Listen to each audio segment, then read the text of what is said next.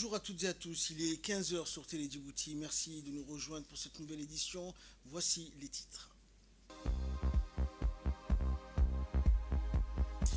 Un nouveau souffle pour le commerce transfrontalier lors de la cérémonie de lancement des travaux du corridor Djibouti-Éthiopie. Et l'Assemblée générale de l'ONU réclame la fin de l'occupation israélienne des territoires palestiniens.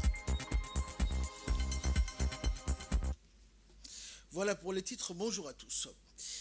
L'ambassadeur de la République fédérale de la Somalie à Pretoria, en Afrique du Sud, Mohamed Cheikh, a organisé dans les locaux de l'ambassade une réception en l'honneur du président de l'Assemblée nationale d'Ileïta, Mohamed Ileïta, et du représentant du speaker de la Somalie, l'honorable Aden Mohamed Nour, et du ministre de la Justice, Ali Hassan Bahdon. Cette cérémonie d'accueil de bienvenue, première du genre, fut une occasion précieuse où la délégation djiboutienne a eu l'opportunité de constater la fraternité et la cohésion de la communauté somalienne qui, à travers ses propres sages et représentants, ont exprimé tour à tour le mérite de notre pays pour restaurer la souveraineté somalienne et de leur soutien constant à ce pays frère. Aussi, cette large communauté somalienne a voulu saisir l'opportunité pour transmettre à travers le président de l'Assemblée nationale le remerciement et gratitude au chef de l'État Ismaël Omar Guelleh, pionnier de la paix en Somalie depuis sa prise de fonction. À son tour, le président d'Ileïta a affectueusement appelé le président Hilwalal, emprunt d'émotion, a exprimé en son nom celle de sa délégation et celle du peuple djiboutien sa joie d'être parmi ses frères. Il a assuré le sentiment réciproque du peuple djiboutien Hilwalal envers le peuple frère de la Somalie. Le ministre de la Justice et des Affaires pénitentiaires chargé des droits de l'homme, Ali Hassan Bahdon, s'est entretenu en Afrique du Sud à Johannesburg, siège du Parlement panafricain. Invité spécial et hôte d'honneur du président et du Parlement continental, il a été accueilli à son arrivée par le vice-président Dida Mamar Mohamed, l'ambassadeur de la République fédérale de Somalie, Mohamed Cher Issar, et par l'afrodéputé djiboutien, l'honorable Mahmoud Mustafa Daher. Le garde-sceau de Djibouti a prononcé un discours devant les représentants des peuples de l'Afrique lors de la cérémonie d'ouverture de la session. Dans son discours, le ministre Ali Hassan Bahdon a transmis les messages d'amitié et de solidarité du peuple djiboutien à la cause du panafricanisme. À titre d'information, l'Union africaine a choisi le thème de l'éducation pour l'année 2024 et dans cette perspective, le ministre a fait le lien entre la justice, la paix et l'éducation. Écoutons pour plus de précision l'allocution qu'a prononcée le ministre de la Justice. En tant que représentant du gouvernement de Djibouti, je peux vous assurer que nous sommes déterminés à apporter notre modeste contribution pour la réalisation d'une Afrique unie, forte et indivisible. L'Afrique n'est pas seulement une forme, une apparence, c'est également des valeurs et des traditions. Ces traditions, c'est une tradition d'humanisme, de tolérance, de pardon, de consensus, de partage, de générosité et de solidarité. C'est là que le peuple africain y puise sa grande capacité de résistance et de résilience. Distingués invités pour concrétiser les aspirations de nos peuples et offrir à notre jeunesse un avenir prometteur qui semble si proche, la paix doit régner de Tripoli à Cape Town, de Dakar à Djibouti. Avec la paix, les peuples peuvent construire jour après jour, année après année, des fondamentaux de son développement. Ils peuvent en toute quiétude déployer les efforts, tant sur le plan individuel que collectif, en vue d'améliorer les conditions de son existence et assurer un avenir prospère aux générations suivantes. De toute manière, la justice africaine estime qu'en matière de droit, il y a 2 poids, 2 mesures. On regarde ce qui se passe en Palestine.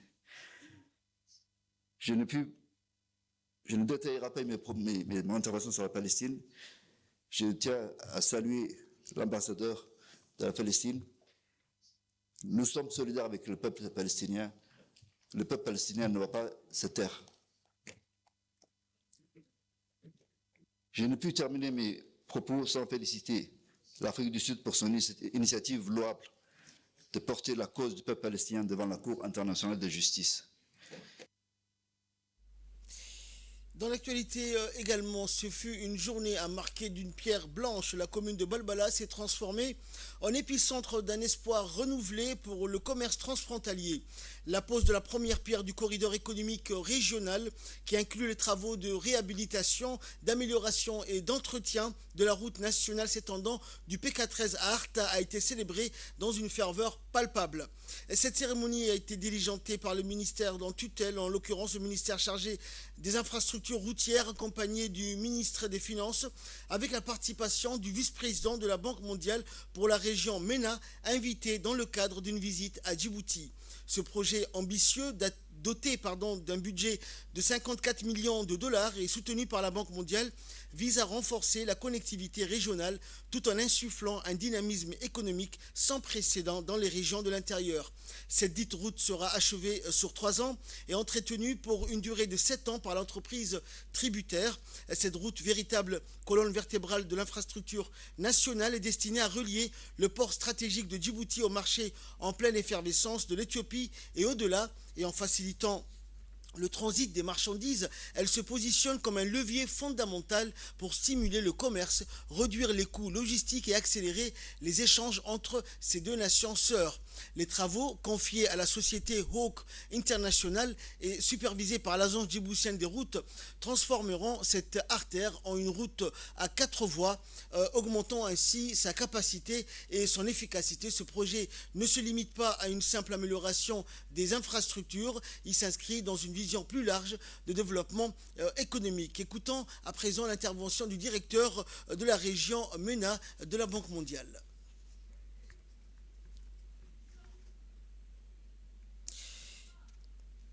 Suivons à présent l'intervention du président des autorités des ports et des zones franches de Djibouti. L'ARENA, axe routier et stratégique, relie non seulement notre capitale aux autres régions intérieures, mais sert aussi également des voies d'accès vers le pays limitrophe. Ces tronçons essentiels soutiennent notre ambition de devenir un hub logistique et commercial de premier plan, contribuant ainsi à la croissance économique de la région. Je tiens à souligner le rôle fondamental de Djibouti Port Corridor et sa responsabilité dans la gestion et l'entretien des routes de corridor qui demeurent essentielles pour assurer la fluidité et la sécurité de ces infrastructures vitales pour notre économie. Notre engagement dans la gestion des axes stratégiques est une composante essentielle de notre vision de développement régional et ça augmente la compétitivité de nos ports. Les travaux que nous lançons aujourd'hui visent à moderniser et élargir ces tronçons de l'ARENA, qui est une véritable colonne vertébrale de notre réseau routier et qui supporte un trafic considérable d'environ 2000 camions par jour.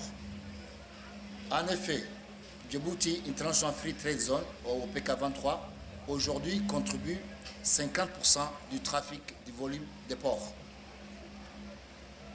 Les camions circulant sur cette voie vont accélérer les mouvements des marchandises entre les ports et la zone franche.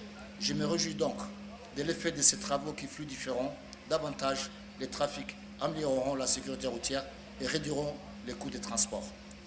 Je souhaite exprimer notre profonde reconnaissance à la Banque mondiale pour son soutien financier, son accompagnement dans la réalisation de ces projets ambitieux. Grâce à leur appui, nous franchissons une nouvelle étape vers la modernisation de nos... Et le ministre de l'économie et des finances, chargé de l'industrie, Ilyas Moussa Daoualé, est également intervenu à la tribune de cet événement. Notre ambition, ce n'est pas de s'arrêter jusqu'à Arta. Ce sont les instructions du chef de l'État, son Excellence le Président de la République, Hadj Ismail Omar Guelleh. Mais c'est d'aller plus loin. Et je suis heureux ce matin d'annoncer qu'il y a 24 heures de cela, la Banque mondiale a entériné un financement additionnel de 90 millions de dollars, ce que le vice-président Ousmane tout à l'heure évoquait, pour continuer jusqu'à Skoutir. Sachant que nous avons également le financement complétant la partie Iskoutir à Doudou Balala jusqu'à Galilée. Donc, cette route va permettre de relier de façon beaucoup plus solide et réhabiliter totalement ce corridor. L'ambition du chef de l'État porte sur un Djibouti qui reste bien en avance et qui soit le chaînon de diffusion de cette connectivité régionale. Un Djibouti qui prenne le lead sur le plan régional en termes de connectivité, de commerce et surtout de permettre à Djibouti de rester pour toujours en tant que leader, un hub international au-delà de l'ambition continentale et régionale. Pour cela, nous avons besoin de créer toutes les conditions d'une transformation économique. Et cette transformation économique ne peut venir que si nous avons des infrastructures solides. La route de Balho a été finalisée il y a quelques années, vous le savez.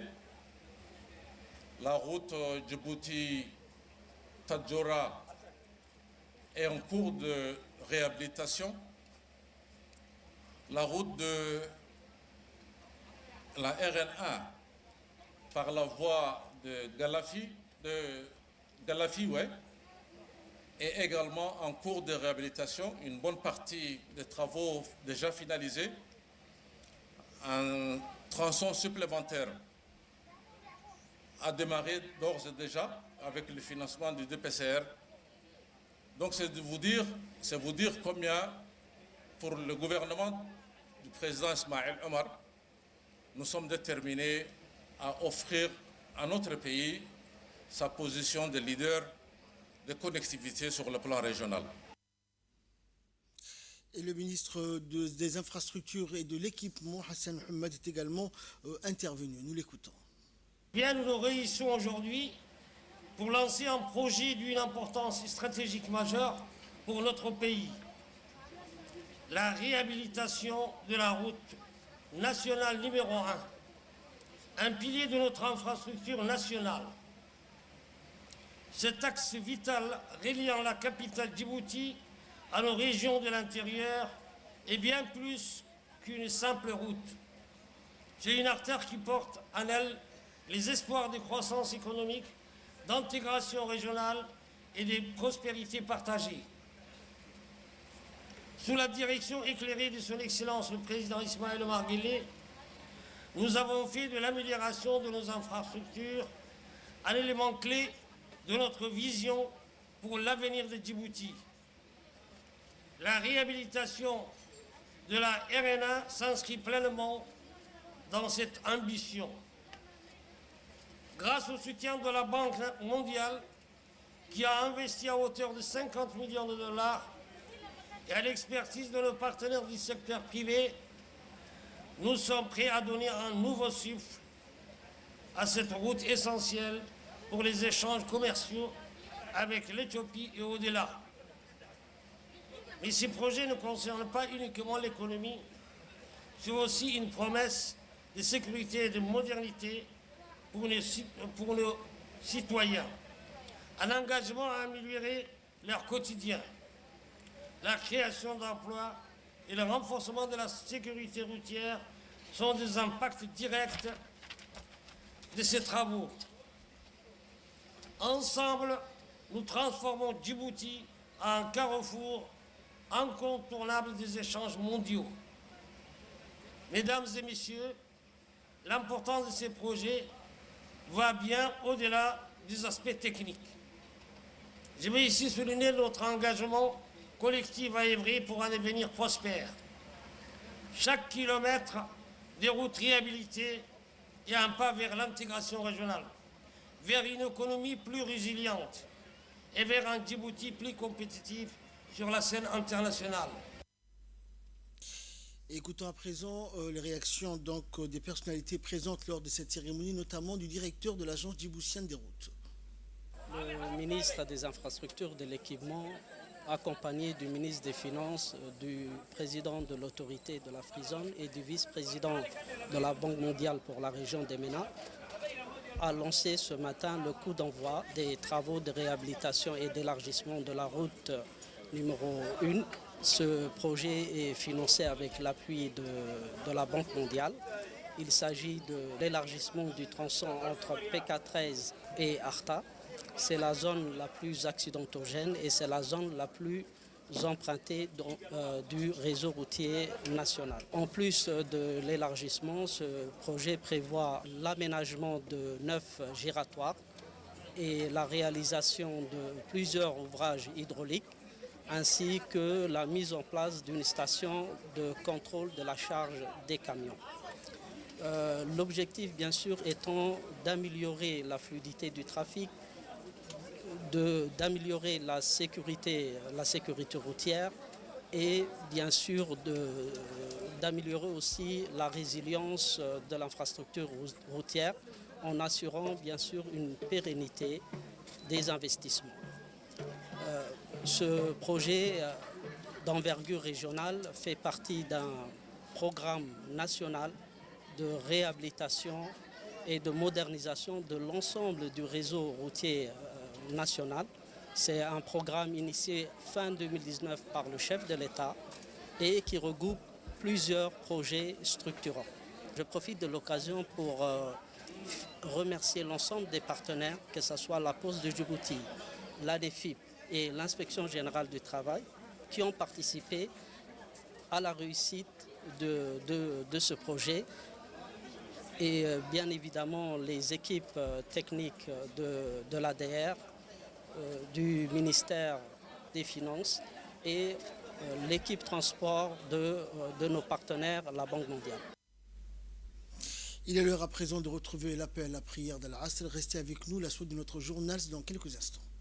Et lors de cette importante cérémonie qui a eu lieu au PK13 dans la région d'Arta, notre équipe de reportage a également recueilli les réactions ou les impressions des responsables présents. Nous les écoutons. Dans le cadre de la rénovation du corridor RN1, donc la Poste participe dans le cadre de la composante sociale de ce projet. Il y a un mécanisme qui s'appelle le mécanisme de gestion des plaintes. Donc la Poste, grâce à son produit PostCall, qui est un centre d'appel, participe à ce projet, c'est-à-dire que dans le souci de respecter aussi le droit des citoyens et des riverains du corridor, l'ADR nous a demandé de mettre en place un centre d'appel pour permettre d'écouter les doléances des riverains de ce corridor. De plus, la Poste, avec sa composante financière, participe aussi au transfert d'argent des gens qui sont impactés par la construction ou la rénovation de ce corridor. Et tout ça grâce au concours de la Banque mondiale. Donc nous remercions fortement l'ADR qui nous a fait confiance et bien entendu les partenaires de la Banque mondiale parce que le centre d'appel est aussi un gage de transparence dans le cadre des travaux et de supervision que fournit l'ADR. Merci. Donc ce projet a plusieurs impacts. Le premier impact, il y a trois impacts. Le premier impact, c'est un impact de la fluidité de la circulation. Le second impact est un impact du développement de la région d'Arta, parce que cette route va lier Djibouti-Ville et Arta. Et donc le troisième impact, c'est l'impact de l'emploi. Et dans ce cadre-là, nous, en tant que service de l'emploi du ministère du Travail, l'ANEFIP, nous travaillons conjointement avec l'ADR, ici présent, et la société Hawk, pour que les emplois que va générer ce projet soient travaillés de façon convenable et efficiente, et que les régions dans le corridor, dans la région que le corridor va passer, c'est-à-dire la région d'Arta, que les gens qui habitent dans ce corridor-là bénéficient de ces emplois-là. Dans le reste de l'actualité, l'Assemblée générale des Nations unies a adopté ce matin une résolution par laquelle elle exige d'Israël qu'il mette fin sans délai à sa présence illicite dans le territoire palestinien occupé et qu'il le fasse au plus tard 12 mois après l'adoption de la présente résolution. Elle exige également d'Israël qu'il s'acquitte sans délai de toutes les obligations juridiques que lui impose le droit international, y compris celles énoncées par la Cour internationale de justice.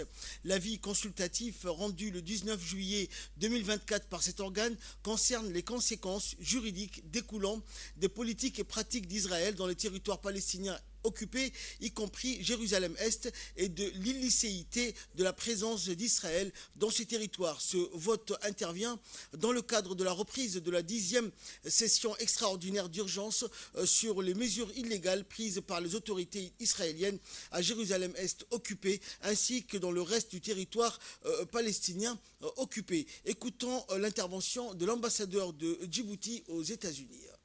Monsieur le Président, de prime abord, je voudrais vous réitérer au nom de la République de Djibouti mes chaleureuses félicitations pour votre brillante élection en tant que président de la 79e session de l'Assemblée générale. Djibouti aligned itself with a statement. Djibouti s'inscrit aux déclarations prononcées par l'Organisation de la coopération islamique, le groupe arabe et le mouvement des non-alignés. La présente résolution a valeur de test pour les Nations unies. Elle va permettre de déterminer si nous disons vraiment ce que nous pensons lorsque nous appelons au respect de l'état de droit. Elle déterminera si nous sommes vraiment attachés à un règlement pacifique du conflit israélo-palestinien en s'appuyant sur le droit international, comme nos résolutions l'énoncent. C'est ainsi que nous saurons si nous appuyons vraiment la solution à 2 États, avec Israël et Palestine, 2 États indépendants et souverains vivant côte à côte dans la paix et la sécurité. Ce test va démontrer si nous sommes sincères dans la déclaration de nos engagements en faveur du droit du peuple palestinien à l'autodétermination. Si notre engagement est sincère, et cela figure d'ailleurs dans les résolutions antérieures adoptées par l'Assemblée et par le Conseil de sécurité, eh bien nous devons voter en faveur de cette résolution à une majorité écrasante. L'avis consultatif émis par la Cour internationale de justice constitue document d'autorité découlant du droit international, jugement rendu, avis plutôt pardon, rendu par l'autorité la plus respectée en matière de droit international. Il doit donc être respecté et soutenu. La résolution dont nous sommes saisis aujourd'hui est un vecteur permettant d'exprimer un tel soutien.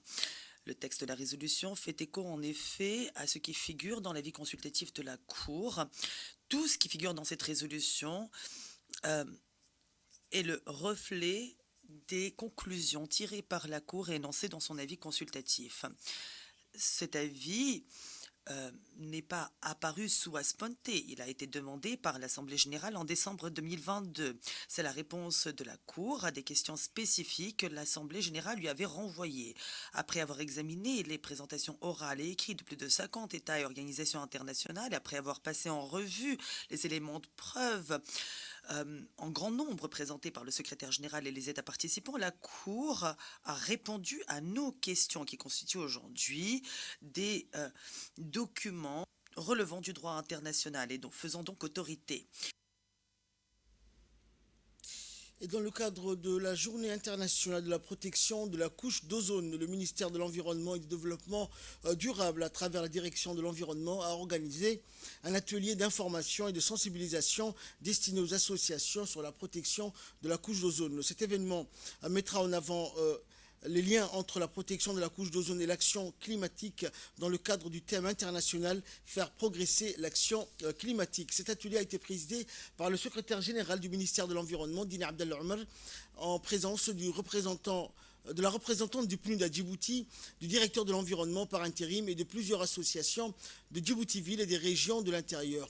L'objectif étant de sensibiliser les associations sur l'importance de la préservation de la couche d'ozone et son rôle dans la protection contre les rayons UV ultraviolets nocifs et informer sur les substances responsables de l'appauvrissement de la couche d'ozone et les actions internationales telles que le protocole de Montréal et ses amendements.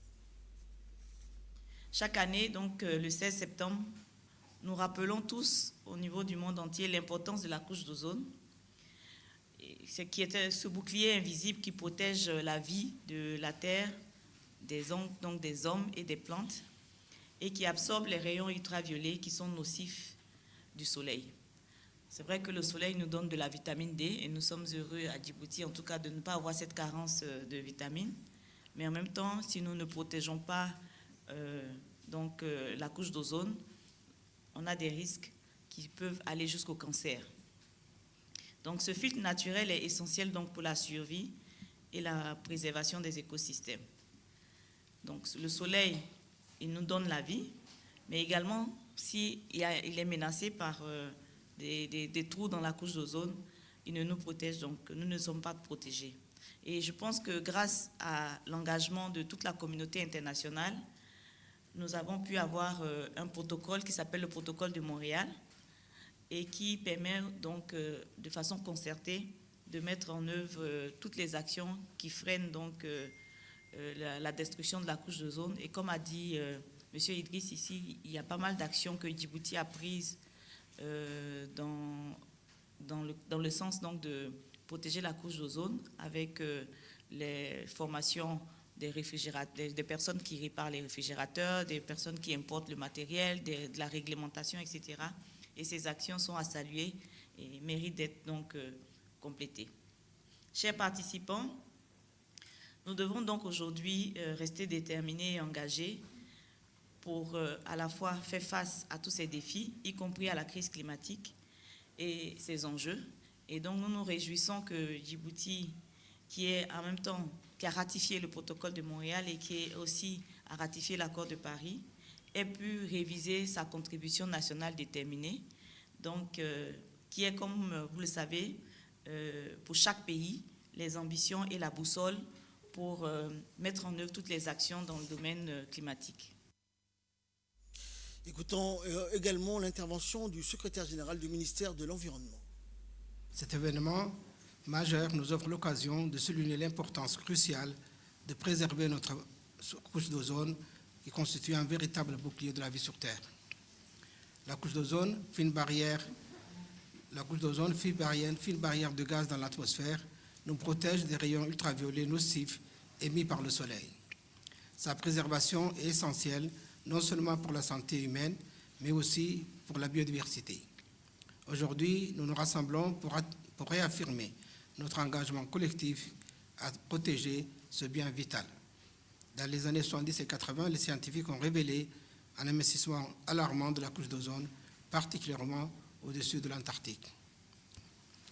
Le thème retenu pour cette année, faire progresser l'action climatique, met en lumière la manière dont la lutte pour la restauration de la couche d'ozone est intrinsèquement liée à la lutte contre le réchauffement climatique. En effet, le protocole de Montréal va au-delà de la simple protection de la couche d'ozone. Il est devenu un outil puissant dans la gestion durable du changement climatique. Mesdames et Messieurs, Djibouti a pris des mesures concrètes pour contribuer à cet effet mondial en ayant la Convention de Vienne, le protocole de Montréal et ses amendements en 1999 et en ratifiant l'amendement de Kigali en 2022. Pour marquer cette journée, le ministère de l'Environnement et du Développement durable a tenu s'associer avec d'autres partenaires à travers l'organisation d'un atelier d'information sur la protection de la couche d'ozone destinée au tissu associatif, couplé d'une activité de sensibilisation sur le changement climatique. Mesdames et Messieurs, je tiens à souligner tout particulièrement le rôle primordial que jouent les associations nationales dans cette lutte pour la protection de la couche d'ozone et de la lutte contre le changement climatique. En tant qu'acteurs de terrain, elles sont au cœur de la sensibilisation, de l'éducation et de la mobilisation des communautés locales. Aujourd'hui, je vous invite tous à réfléchir à l'importance de cet engagement collectif pour la protection de la couche d'ozone et de la lutte contre le changement climatique et à renforcer nos actions concrètes pour atteindre ces objectifs.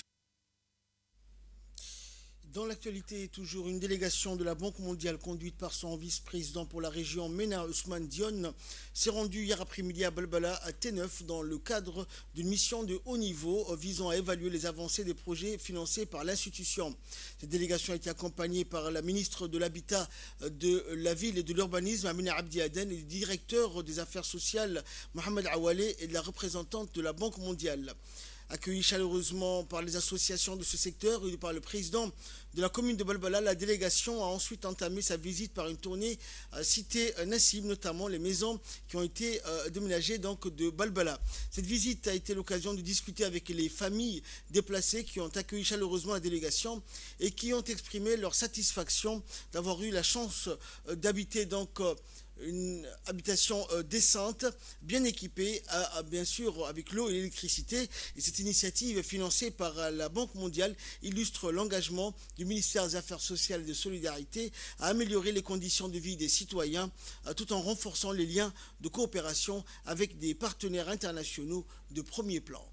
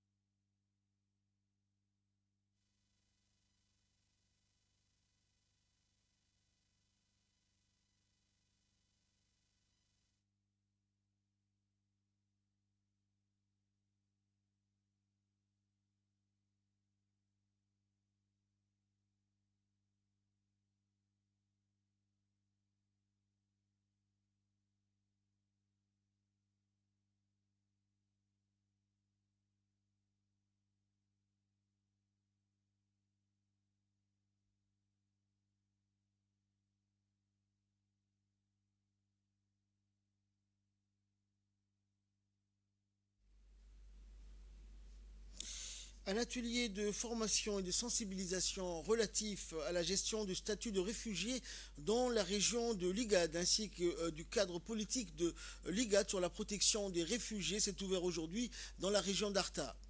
Cet atelier de 3 jours mobilise des experts et des cadres de l'IGAD, des membres des forces de l'ordre comme la gendarmerie nationale ou encore la police nationale aux différents points d'entrée, sites de refuge, ainsi que des responsables et des techniciens de l'office de l'ONARS. Dans son discours, le secrétaire exécutif de l'IGAD, Workne Gebeyehu, et Mme Fathia Abdelkader Alouane, directrice de la santé et du développement social de l'IGAD, ont déclaré que cette formation de 3 jours, tant sur le plan du contenu ainsi que dans l'approche de la méthodologie, est indéniablement d'une utilité pratique pour tous les agents de l'Office national d'assistance aux réfugiés et aux sinistrés. Et nous savons donc, ont-ils poursuivi d'emblée, l'importance des responsabilités qui reposent sur les épaules dans l'accueil et la protection de ces personnes qui ont fui les guerres et les persécutions. Djibouti, aux premières heures de son accession à la souveraineté nationale, avait accueilli déjà pour la toute première fois, c'était en 1978, des milliers de personnes fuyant des guerres opposant ses deux principaux voisins avec lesquels elle partage des centaines de kilomètres de frontières communes.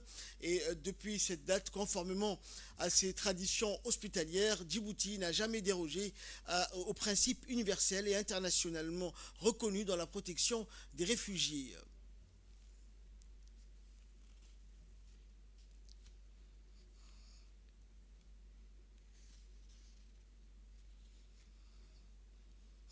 Et suivons à présent l'intervention du représentant du Haut-Commissariat aux réfugiés. Cet atelier n'est pas un atelier comme de coutume. C'est un atelier où on doit tous ensemble, en sortant d'ici, être des ambassadeurs. Des ambassadeurs pour pouvoir transmettre aussi aux autres. Former aussi d'autres personnes pour pouvoir aider à continuer dans le droit légal, dans l'inclusion. Parce que notre nouvelle politique, c'est l'inclusion et la protection sociale. Et c'est important d'avoir la directrice ici, parce que la protection sociale est une des priorités du haut-commissaire Filippo Grandi. Et c'est pour cela qu'on est ici, pour que ce soit fait dans les normes avec vous. C'est-à-dire, aujourd'hui, il faut, pendant ces 3 jours, pas seulement aujourd'hui, il faut que tous, on apprenne avec les experts les droits et devoirs des réfugiés et maîtriser les défis qui sont l'enregistrement continu. Pour nous, c'est crucial, bien entendu, et savoir comment on le fait dans les normes de l'éthique, de l'intégrité, pour être sûr qu'on a un dossier qui est vraiment très, très transparent et propre. Et j'insiste là-dessus pour qu'on soit tous des ambassadeurs de cela. Je félicite aussi l'ONARS. L'ONARS qui est notre contrepartie et qui est toujours le fer de lance, qui nous permet toujours d'avancer. Et j'étais hier avec l'ONARS à Alice Abier et je dirais qu'à chaque fois qu'on est sur le terrain, c'est bien d'avoir une contrepartie qui maîtrise bien la protection internationale. Pas seulement la loi de 2017 qui permet les accès, à part le vote, mais les réfugiés ici sont, je dirais, au paradis. Et je le dis souvent en souriant, que quand Allah est en train de dessiner l'Afrique, il était de bonne humeur quand il a dessiné Djibouti. Et je pense que Djibouti est un bon exemple. On dit souvent Djibouti est entouré de géants. Mais le géant des géants dans la politique d'asile, c'est Djibouti. Tout le monde vient où? Et suivant à présent l'intervention de la directrice de la santé et du développement social à l'IGAD. Formation de 3 jours, comme M. Chardy le disait, tant sur le plan du contenu, ainsi que dans l'approche et la méthodologie adoptée, est indéniablement d'une utilité pratique pour tous les agents de l'Office national, de l'Office d'assistance aux réfugiés, l'ONACS. Donc la formation contribuera sans nul doute au renforcement des capacités des agents des fonctionnaires en charge des questions relatives à la protection et aussi à l'attribution du statut de réfugié. Nous savons d'emblée l'importance de responsabilités qui reposent sur leurs épaules dans l'accueil et la protection de ces personnes qui ont fui les guerres et les persécutions. Nous voulons aussi, à l'occasion du lancement de ces séminaires, remercier le peuple et le gouvernement de la République de Djibouti pour leur fidélité et attachement sans hésiter aux principes et aux droits garantissant la protection des personnes qui se sont réfugiées sur le territoire national. Pour rappel, la République de Djibouti, aux premières heures de son accession à la souveraineté nationale, avait accueilli pour toute la première fois en 1978 des milliers de personnes fuyant les guerres opposant deux pays voisins avec lesquels elle partage des centaines de kilomètres de frontières communes. Depuis cette date, conformément aussi à ces traditions hospitalières, nous savons aussi que la République de Djibouti n'a jamais dérogé aux principes universels et internationalement reconnus dans la protection des réfugiés. Au niveau de l'IGAD, permettez-moi aussi de rappeler le rôle crucial et déterminant de notre organisation à travers divers projets et programmes conçus pour répondre sur le plan humanitaire aux besoins essentiels de réfugiés, mais aussi dans une perspective de développement durable pour rechercher et formuler des politiques et des réponses structurelles. Et écoutons à présent l'intervention du secrétaire exécutif de l'ONACS, Mohamed Ali Kamil. L'atelier a pour objectif de renforcer les capacités des agents de protection afin que vous puissiez conduire les entretiens de détermination du statut de réfugié dans vos sites respectifs à Liadé, Holhol, Markazi et Djibouti-Ville pour les demandeurs d'asile urbains. La situation des réfugiés à des demandeurs d'asile représente un défi humanitaire majeur. Chaque dossier que nous examinerons, chaque histoire que nous écouterons incarne une vie humaine marquée par des épreuves, mais aussi par l'espoir d'un avenir meilleur. Cet atelier est une occasion précieuse pour approfondir vos compétences et améliorer votre compréhension des principes et procédures liés à la détermination du statut de réfugié. Nous avons la responsabilité de traiter chaque demande avec diligence, impartialité et respect, conformément aux normes internationales. Je tiens à exprimer ma profonde gratitude à M. Philippe Crépy, représentant du HR, pour son soutien constant, ainsi qu'aux formateurs et intervenants qui partageront leur expertise avec nous. Je voudrais également adresser un remerciement spécial à ma sœur, Fatia Alouane, directrice de la division santé et développement social auprès de l'IGAD, pour son soutien indéfectible et son engagement sans faille dans le renforcement des capacités de nos agents de protection et dans la protection des réfugiés à Djibouti. Et enfin, fait divers pour clore l'actualité nationale, les gendarmes de la brigade de Cheikh Moussa, en collaboration avec le service des douanes, ont mis la main sur un tricycle transportant des cartons de cigarettes de contrebande dans la nuit du 17 au 18 septembre. L'interception s'est déroulée aux abords du cimetière de PK12 à la suite d'informations recoupées. Et c'est vers minuit, alors que la ville dormait, les forces de l'ordre, alertées par des indices tangibles, se sont mobilisées rapidement pour traquer le véhicule suspect. Leur diligence a porté ses ses fruits puisque le tricycle a été stoppé à la sortie du cimetière où il s'apprêtait à quitter la zone. La saisie de ces cartons de cigarettes souligne non seulement le dynamisme des forces de l'ordre, mais aussi la nécessité de rester en alerte face à des méthodes de trafic de plus en plus sophistiquées, et les enquêtes en cours pourraient révéler des ramifications plus larges et des complices potentiels, renforçant l'idée que la lutte contre la contrebande est un combat de longue haleine. Et dans un contexte où les enjeux de santé publique sont primordiaux, la vigilance des gendarmes et des douanes se révèle indispensable. En Nouvelles du Monde à présent, les experts de l'ONU ont souligné les progrès inégaux de la transformation numérique dans le monde, exhortant à accélérer les efforts pour combler la fracture numérique, en particulier dans les régions en développement. 18 pays sont classés dans la catégorie de gouvernement numérique la plus élevée, le Danemark étant en tête au niveau mondial.